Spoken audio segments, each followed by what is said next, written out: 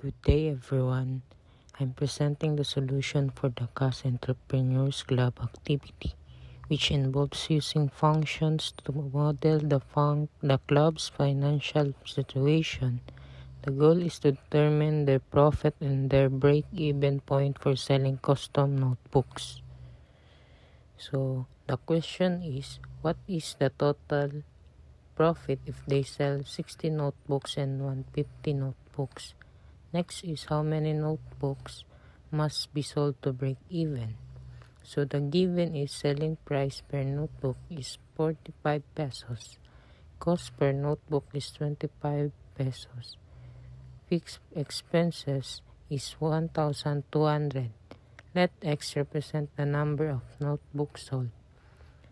So to solve this, we must define three fundamental functions. First is cost function. Cost function is the total expense. So substituting CX equals 25x plus 120, 1,200. This is the amount of money the club must spend to produce X notebooks. Next is the revenue function. The revenue function is the total money earned from sales. So X equals 45x. Next is profit function.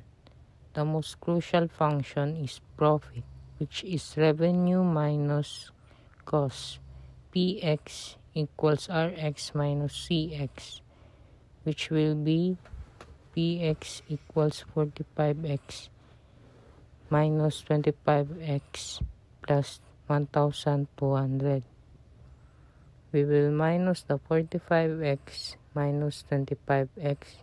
So this will be Px equals 20x minus 1,200.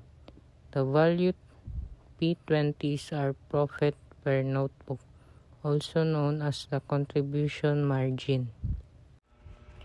Next is we'll be calculating the total profit using this formula. So Px equals 20x minus 1,200. We'll substitute the 60 to x. So P60 equals 26 times 60 minus 1,200. 20 times 60 is 1,200. So this will be 1,200 minus 1,200. The answer is 0. The profit for selling 60 notebooks is 0. This means they have exactly covered all their expenses but haven't made a profit yet. Next is the 150. So we will be using the same formula, but we will substitute it the 60 to 150. So 20 times 150 is 3,000.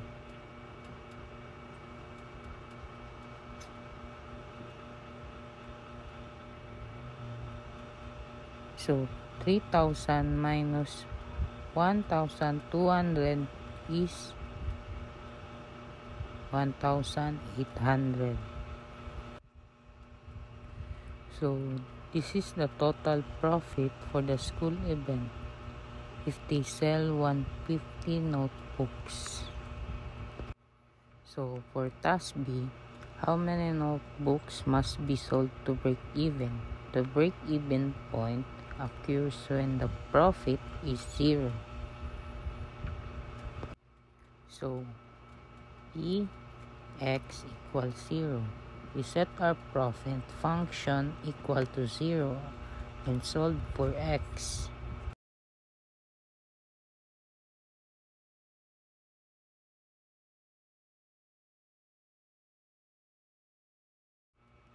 To substitute it into our value, this will be 20x minus 1,200 equals 0.